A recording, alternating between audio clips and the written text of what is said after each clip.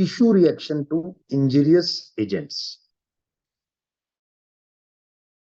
किसी भी चीज से इंजरी होती है तो उस पर जो आपका टिश्यू की रिएक्शन होती है, टिश्यू क्या है? हमने देखा पीछे ये फर्स्ट ईयर में हम पढ़ चुके हैं, a group of cells is called tissue, a group of tissues is called organ, and a group of organ is called system. So group of cells, एक सेल का जो ग्रुप है उसे हम टिश्यू कहते हैं। तो टिश्यू का, हमारे शरीर के टिश्यूज का क्या रिएक्शन होता है अगर उन्हें कहीं से इंजरी पहुंचती है? तो वो रिएक्शन इन्फ्लामेशन है।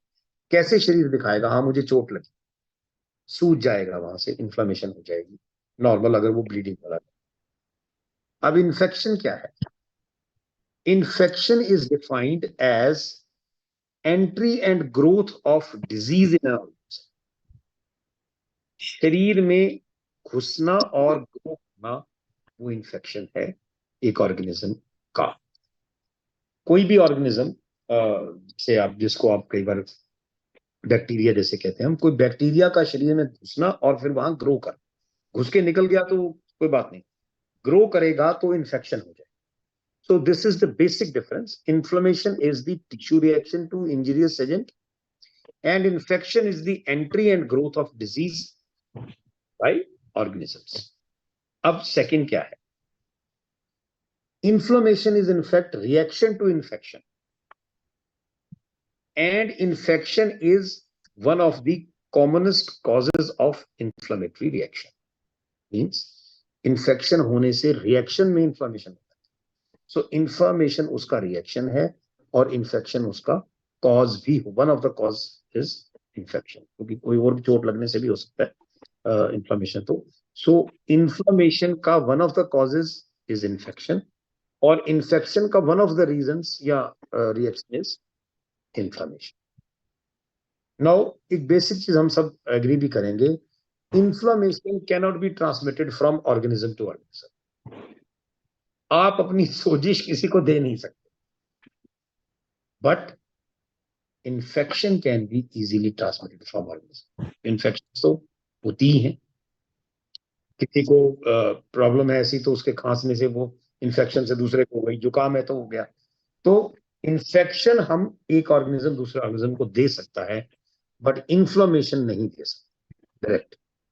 उसको इन्फेक्शन हो जाएगी तो उसको भी इन्फ्लेमेशन हो जाएगी, बट हम अपनी स्वेलिंग दूसरे को नहीं दे सकते, बट अपनी इन्फेक्शन दूसरे को दे सकते। तो these were the three small differences. ये क्वेश्चन दिसंबर 2017 के पेपर में आया था कि write down the difference between inflammation and infection. तो फिर इसलिए मुझे इसका आंसर ढूंढना पड़ा, किताबों में केवल नहीं मिलता। तो ये तीन ही जो है इसके बेसिक मुझे वो नजर आए। 5 नवंबर का क्वेश्चन था या 10 नंबर का, जैसा भी है। आपने अगर एग्जैक्ट चीजें लिख दी तो जैसे ये बड़ा इंपॉर्टेंट बात है कि आप ट्रांसमिट नहीं कर सकते उसे, और उसे कर सकते हो, और वो उसका रिएक्शन है, वो उसका कॉज है, वन ऑफ द कॉजेज के। तो इस तरह से जो हमने डिफरेंसेस ये देखे, ये बेसिक 2-3 डिफरेंस इसमें इन्फ्लेमेशन और इन्फेक्शन में निकले। नेक्स्ट एक क्वेश्चन है जो जून 2019 में भी आया, सॉरी दिसंबर 2017 में आया, दिसंबर 2018 में आया, और जून 2019 में 3 बार ये क्वेश्चन पूछा गया, डायरिया एंड एमीबिक डायसेंट्री। पहले डायरिया और डायसेंट्री में ही बंदा कंफ्यूज रहता है, इन्होंने एमीबिक डायसेंट्री भी कर दी। टू मी, मैं कई बार देख रहा हूं जो क्वेश्चंस ये पूछते हैं, ये तो ऐसे पूछते हैं जैसे हम लोग पीएचडी के स्टूडेंट्स हैं, और जो हमें पढ़ाया जाता है क्लास में इसका 10वां हिस्सा भी नहीं पढ़ाते ये लोग। तो कई बार इसलिए भी ये मेहनत खुद को करनी पड़ी, और फिर लगा कि हम आपस में बांटे भी इसको। अब जो एक आदमी अगर कर रहा है तो वो परिवार का एक सदस्य सबके लिए ही करता है। सो ये 3 साल बार बार क्वेश्चन आया, डायरिया और एमीबिक। डायरिया जो है वो हम पहले देख चुके हैं, जब पिछले हमारी क्लास थी उसमें डायरिया हमने देखा, लूज मोशंस बेसिकली, ये इसी से रिलेटेड है, लेकिन डिफरेंस क्या है वो हमने देखा। डाइसेंट्री में सबसे खास बात क्या है कि आपकी लार्ज इंटेस्टाइन में अल्सर्स हो जाते, छोटे छोटे दाने कह लो, फफोले कह लो, ये खास है, वो डायरिया में नहीं होगा। ये डाइसेंट्री में हो। So there are ulcers in your large intestine जिसमें से ब्लड एंड म्यूकस बलगम निकलती है in the form of liquid और सेमी फॉर्म स्टूल। जो स्टूल मूवमेंट होता है, जो पॉटी आती है आपको, अगर वो पतली आ रही है खाली तो डायरिया है, लेकिन अगर उसमें बलगम और खून आ रहा है तो डायसेंट्री। क्यों? क्योंकि आपकी जो लार्ज, वो जो ऐसे क्वेश्चन मार्क शेप में हमारी इंटेस्टाइन बड़ी आंत है, उसके अंदर इंफेक्शन हो गया, उसमें अल्सर्स पैदा हो गए जिनके कारण ब्लड और म्यूकस निकल रहा है, तो वो डाइसेंट्री है, डायरिया नहीं। ये बेसिक डिफरेंस है डायरिया और डाइसेंट्री का। बार बार टॉयलेट जाने की फीलिंग आती है, वो ठीक है। क्रैम्प्स पड़ते हैं, पेट में पेन होती है, दर्द पेट में होना, मरोड़ जिसको आप कहते हैं, इस टाइप की चीजें होना। सो ये उसकी खासियत है। मेन कॉज क्या है, आप अगर देखेंगे तो एक्यूट डिजीज जब आप पढ़ेंगे तो इसके सभी के पीछे नेचुरोपैथी तो एक ही चीज मानती है कि आपका wrong lifestyle, wrong food habits. So basically ये होता है कॉन्स्टिपेशन। जब आपको कॉन्स्टिपेशन आपके रॉन्ग फूड स्टाइल से, रॉन्ग लाइफस्टाइल से, आपका सोने उठने का टाइम नहीं, आपका खाने पीने का टाइम नहीं, या गलत चीजें खाते हैं, तो उससे जब आपको कब्ज हो जाती है या कॉन्स्टिपेशन हो जाता है, उस कॉन्स्टिपेशन में जब आपका स्टूल मूवमेंट नहीं हुआ, अंदर वो पड़ा रहा, सड़ता रहा खाना, तो उससे जो गैसेस बनेंगी वो आपके लार्ज इंटेस्टाइन को अल्सर्स देंगी, फिर ब्लड और म्यूकस आएगा, जो भी हमने देखा।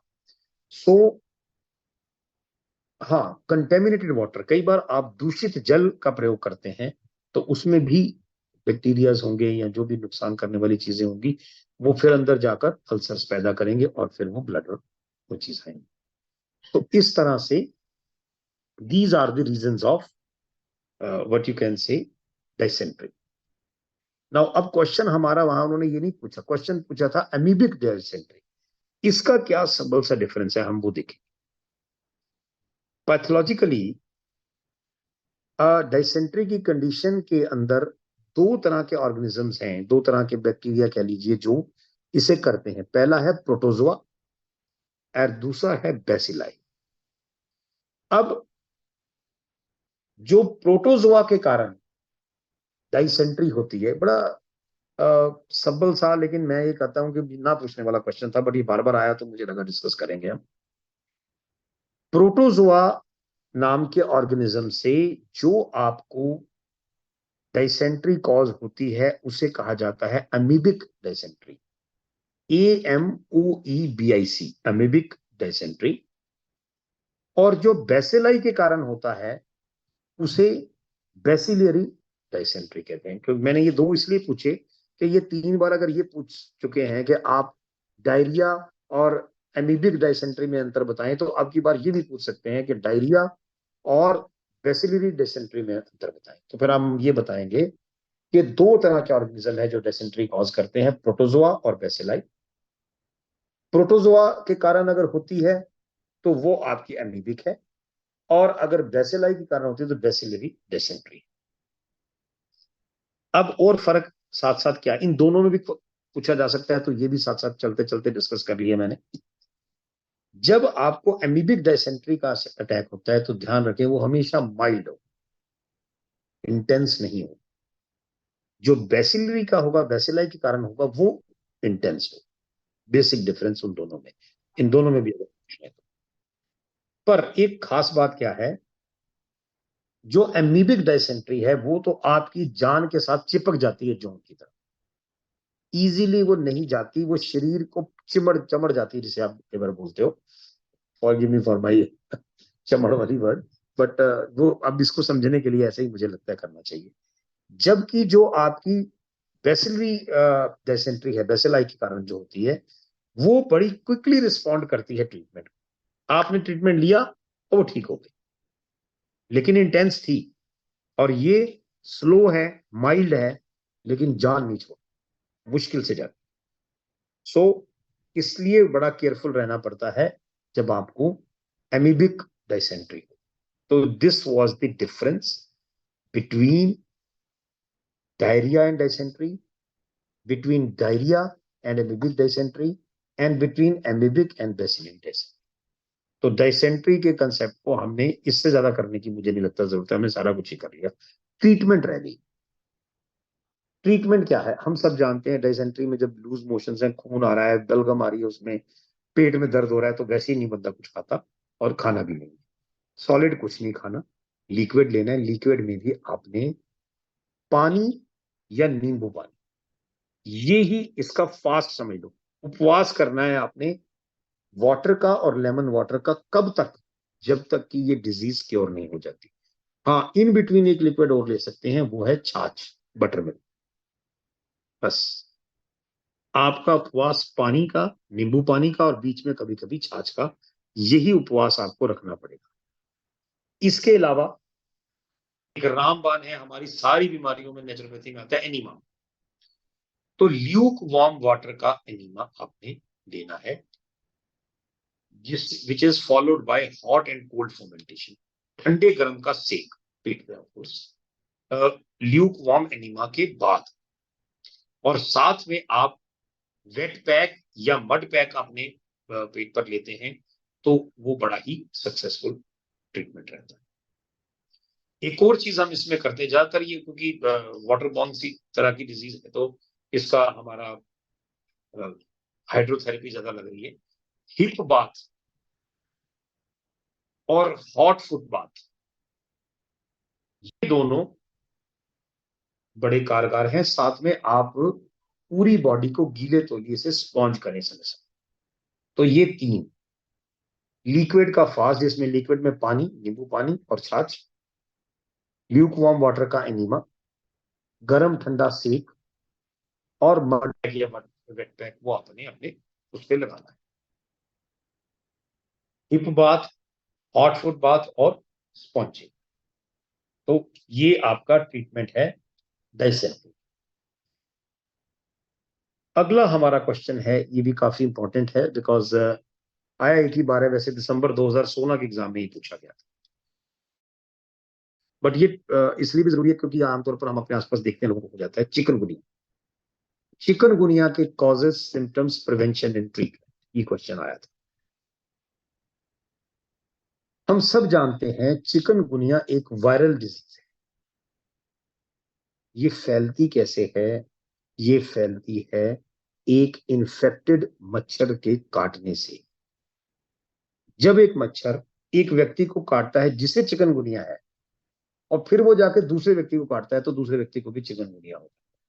तो ऐसी वायरल डिजीज है जो ह्यूमंस में ट्रांसमिट होती है थ्रू मॉस्किटोस, और इसके वायरस को भी चिकनगुनिया वायरस ही कहते हैं।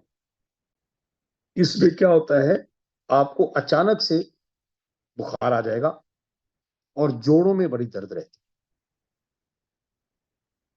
अब ये वर्ड कहां से आया? कई बार एटिमोलॉजी भी कर लेना इंटरेस्टिंग रहता है, याद रह जाए तो अच्छी बात है।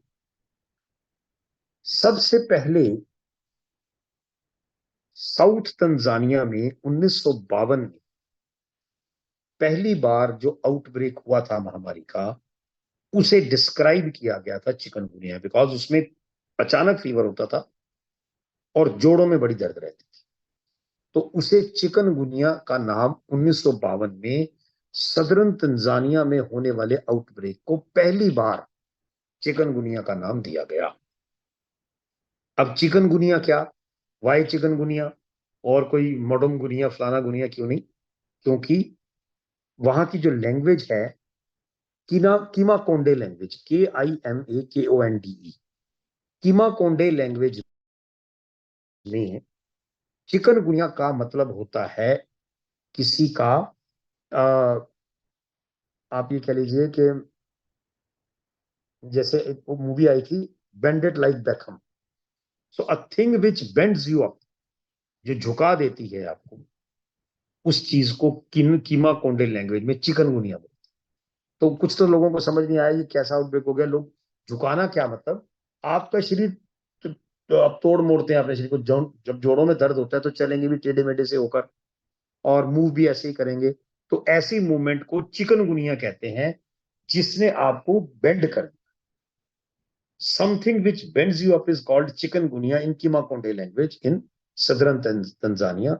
सदरन तंजानिया में 1952 में पहली बार जब इसे नाम दिया गया तो उन्हीं की लैंग्वेज में चिकनगुनिया बोला गया और फिर चिकनगुनिया ही सारे संसार में मशहूर हो गया. Chikungunya is that a thing which bends up. So because this refers to the contorted appearance of sufferers because of joint pain. जब जोड़ों में दर्द होगा तो आपका चलना फिरना उठना बैठना अजीब सा हो जाएगा, कंटॉर्टेड हो जाएगा, जिसे किमाकोंडे लैंग्वेज में, मैं बार बार इसलिए बार बार बोल रहा हूं ताकि दिमाग में घुस जाता है. किमाकोंडे लैंग्वेज जो कि सदरन तंजानिया की है, 1952 में आउटब्रेक हुआ था, उसके अंदर इसे नाम दिया गया उनकी अपनी लैंग्वेज में, जिसका मतलब है a thing which bends you up. तो एनी हाउ, फर्स्ट साइन क्या होता है? बुखार. उसके बाद शरीर पे रैशेस पड़ जाते हैं. और कब होता है? आपको इन्फेक्टेड मच्छर ने काटा, आमतौर पे 4 से 8 दिन लग जाते. आप तंजानिया गए हुए थे, जहां भी कहीं हुआ वहां गए थे, मच्छर ने काट लिया, आपको नहीं पता लगा, 2 दिन 4 दिन निकल गए, 6 7 8 दिन तक निकल गए. 4 से 8 दिन में जनरली ये असर दिखाता है, बट कई बार as early as 2 days and as late as 12 days. तो 4 से 8 इसकी नॉर्मल रेंज है, अदरवाइज एक्सेप्शनल रेंज 2 से 12 दिन की. और इसमें नौजिया, वॉमिटिंग की फीलिंग होती है, हेडेक बड़ा होता है, दिल घबराना, दिल कच्चा होना. और कई बार देखा गया है ये असिम्टोमेटिक भी होते हैं, जैसे कोरोना का सिम्टम्स नहीं पता लगते थे, कई बार ये सिम्टम्स भी नहीं होते किसी, पर चिकनगुनिया हो चुका होता, यानी कि जोड़ों में दर्द हो रही होती. बाकी ये सब चीजें नहीं होती, नौजिया, हेडेक, वॉमिटिंग, ये चीजें नहीं होती. अब एक इन्फेक्टेड पर्सन इसको कभी भी दूसरे को ट्रांसमिट नहीं कर सकता जब तक कि उस इन्फेक्टेड पर्सन को मच्छर ना काटे और वो काटा हुआ मच्छर फिर दूसरे किसी स्वस्थ व्यक्ति को ना काटे. तो मच्छर जरूरी है. और वो भी मच्छर, एक पर्टिकुलर मच्छर है, मुझे उसका नाम नहीं ध्यान आ रहा इस समय, जिस मच्छर के काटने से जीका और डेंगू होता है, वही मच्छर चिकनगुनिया करता है.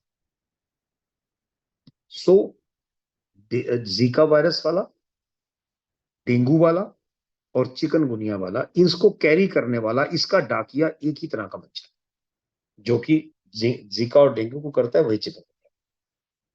प्रिवेंशन क्या है भाई? सबसे अच्छी प्रिवेंशन तो है ऐसी जगह पर ही मत जाओ, हाँ, ये मच्छर इतने सारे हों, ऐसा फैला हुआ हो चिकनगुनिया. बट अगर आप चले जाते हैं तो अपने शरीर को पूरी तरह से ढक के रखें, मिनिमाइज स्किन एक्सपोजर होना चाहिए. और वो आप तो ओडोमॉस वगैरह कुछ भी ऐसा लगाएं, इसका कुछ और है नहीं, देखो दवाइयां दुनिया नहीं है इसकी, इसका आपका बचाव ही बचाव. और बाकी प्रिवेंशन ये है. ट्रीटमेंट क्या है? ट्रीटमेंट है drinking plenty of liquids and rest. Liquid पिए, आराम करें, यही इसके बेस्ट वेज. इसके अलावा पपीते के पत्तों का यूज करते हैं, पपाया लीव्स. गिलोय का यूज होते हैं बुखार के लिए. हल्दी, टर्मरिक यूज होती है. गार्लिक यूज होता है. और कोकोनट का वाटर, नारियल पानी. दवाइयां कुछ नहीं है, टाइम अपना पीरियड लेगा ही लेगा. तो rest is must and intake of liquids is must. In addition to it, papaya leaves, giloy, turmeric, garlic, coconut water, ये सब चीजें इसमें चाहिए. तो ये हमने चिकनगुनिया का पढ़ा. अगला हमारा टॉपिक है एपिस्टेक्सिस. एपिस्टेक्सिस को अगर मैं आसान लैंग्वेज जो हम लोग यूज करते हैं, नक्सीर, उसे हम टेक्निकल मेडिकल टर्म्स में एपिस्टेक्सिस कहते हैं. एपिस्टेक्सिस में इसका कॉजेज और ट्रीटमेंट वगैरह के ऊपर शॉर्ट नोट भी आया है. जून 2017 और दिसंबर 2018, 2 बार ये क्वेश्चन एपिस्टेक्सिस में पूछा गया हमारे फर्स्ट पेपर के अंदर, जो कि एक्यूट डिजीज को डील करता है. ये हमने डायरिया जब पढ़ा था तब देखा था कि अगर किसी को जैसे मिस यूनिवर्स का खिताब मिलता है, अगर किसी को बीमारियों का मिस या मिस्टर यूनिवर्स कुछ भी कहने मिले, तो हमने देखा था कि वो डायरिया है गर्मियों में। गर्मियों का बीमारियों का राजा डायरिया है।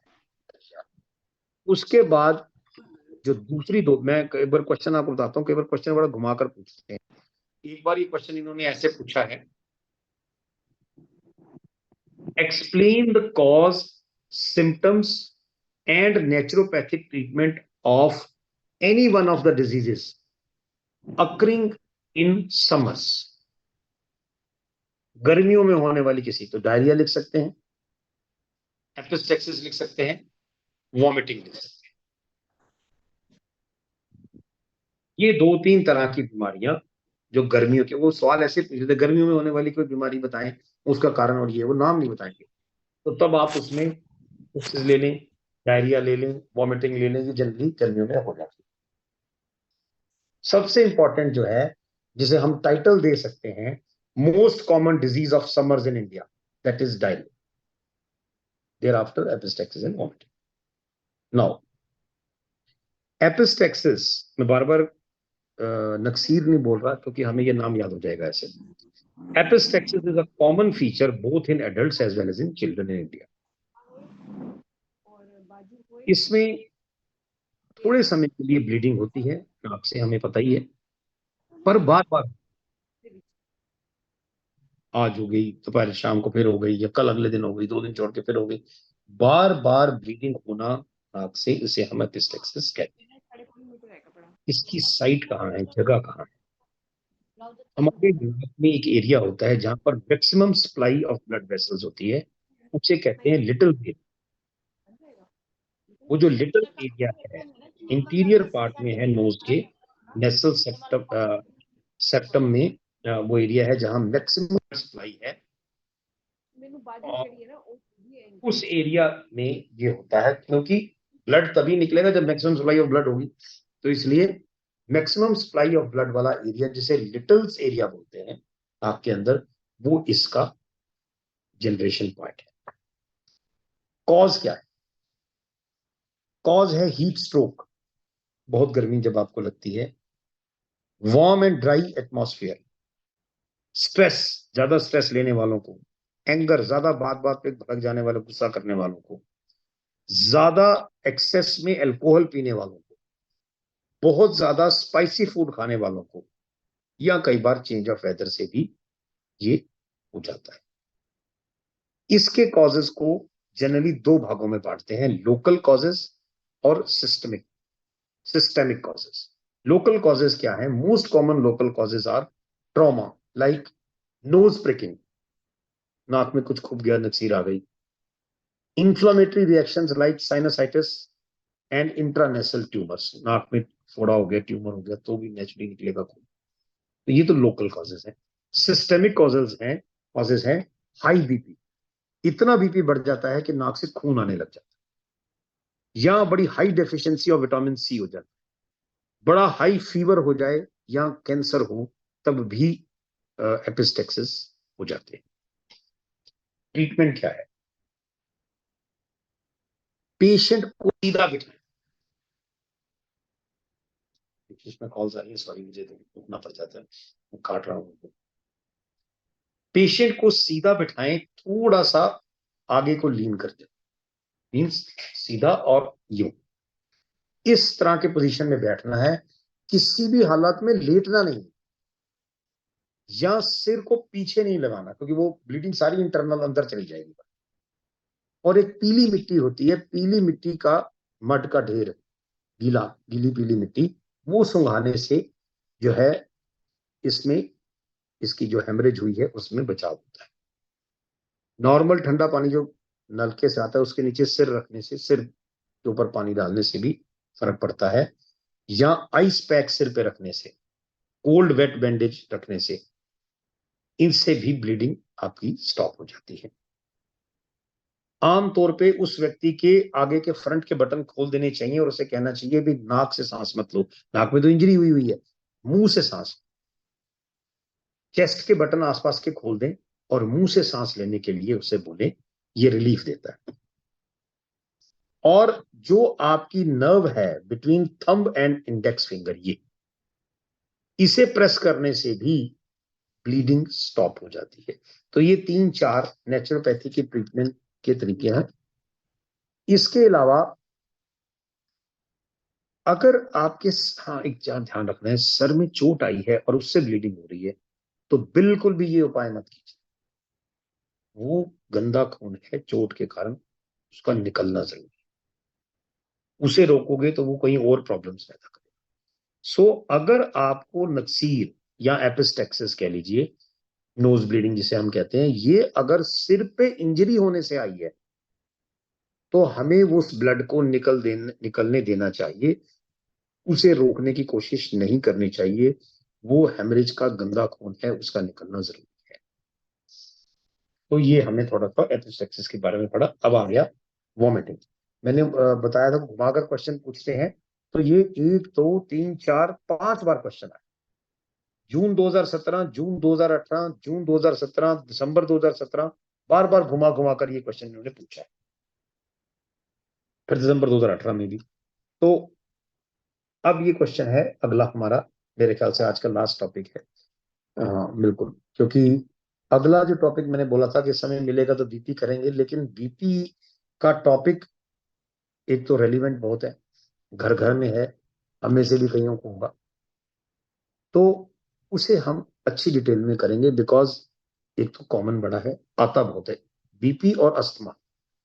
कोशिश करेंगे अगली क्लास में बीपी और अस्थमा दोनों को ले लें, वरना बीपी तो फिर पूरा लेंगे ही लेंगे, वो अच्छा डिटेल में डिस्कस करने वाला है, क्योंकि अलग एस्पेक्ट्स है लो बीपी का, हाई बीपी का, उसको कैसे डील करना। तो आज हम अपना लास्ट टॉपिक अभी जो कर रहे हैं, ये वॉमिटिंग करके हम इसको क्लोज कर देंगे। वॉमिटिंग भी it occurs due to excessive heat. जब हम कुछ खाते हैं और वो हमारे नॉर्मल रूट से इंटेस्टाइन तक नहीं जाता, बल्कि वापस आ जाता है, जहां से गया वहीं से वापस आ गया, तो that stage is called vomiting. कारण क्या होता है, हमने इतना ज्यादा खा लिया, या जो खाया उसमें पॉइजनस कंटेंट था, तो हमारा इंटरनल सिस्टम, पेट के अंदर का, उससे स्वीकार नहीं कर,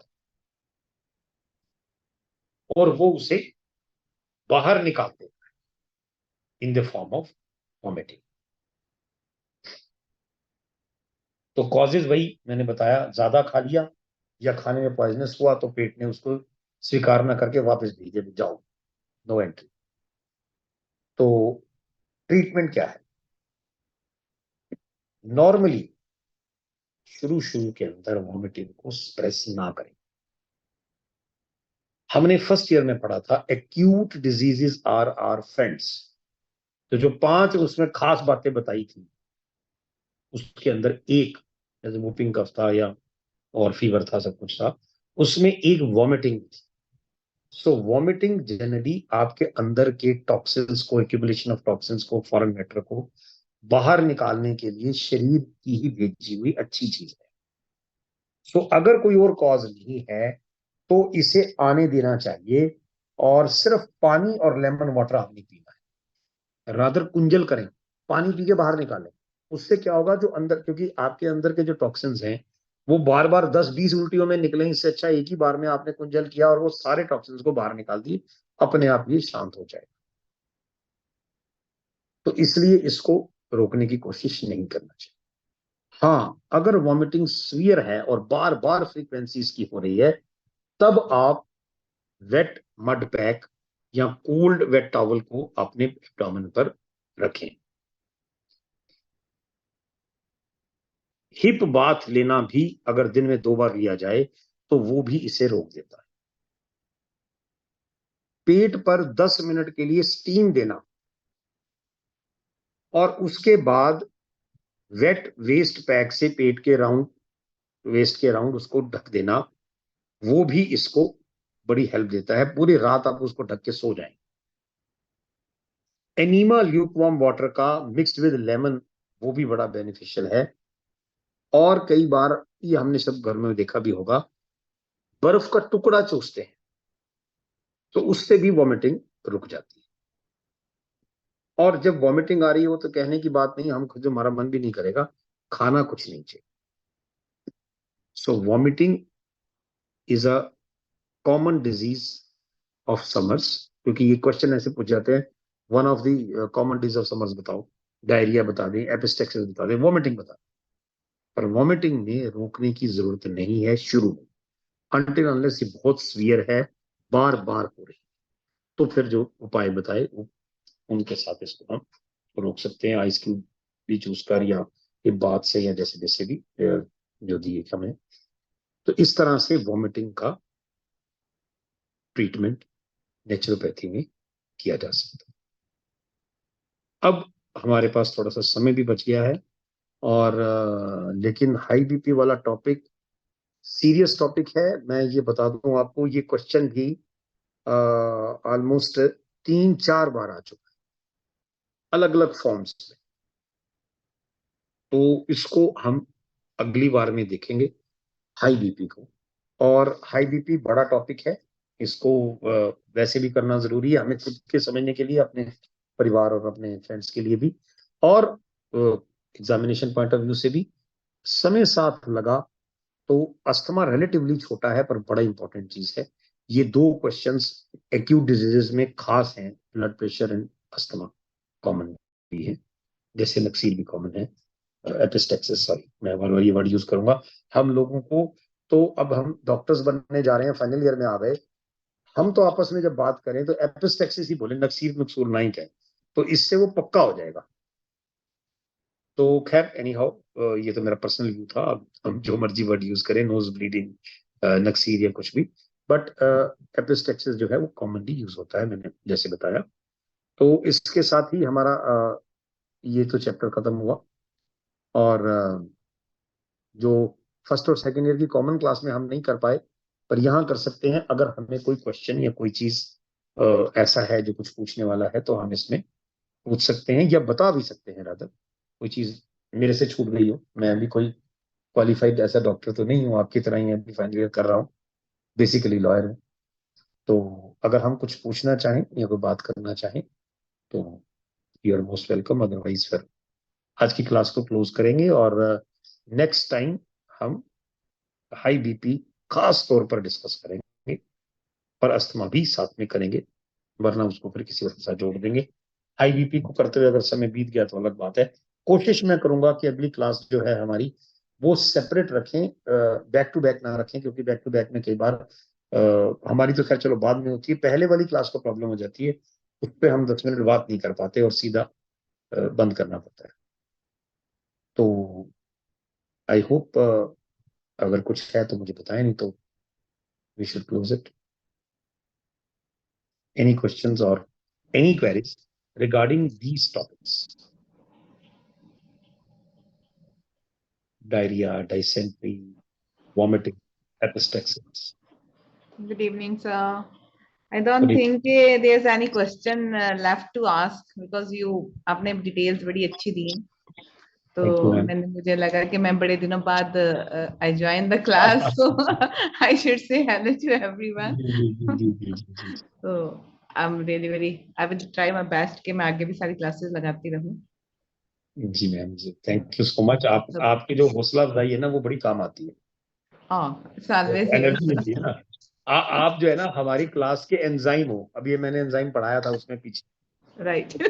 कई गुना बढ़ा देता है हमारी उसको शक्ति को। अरे नहीं, that's honor for me, है ना।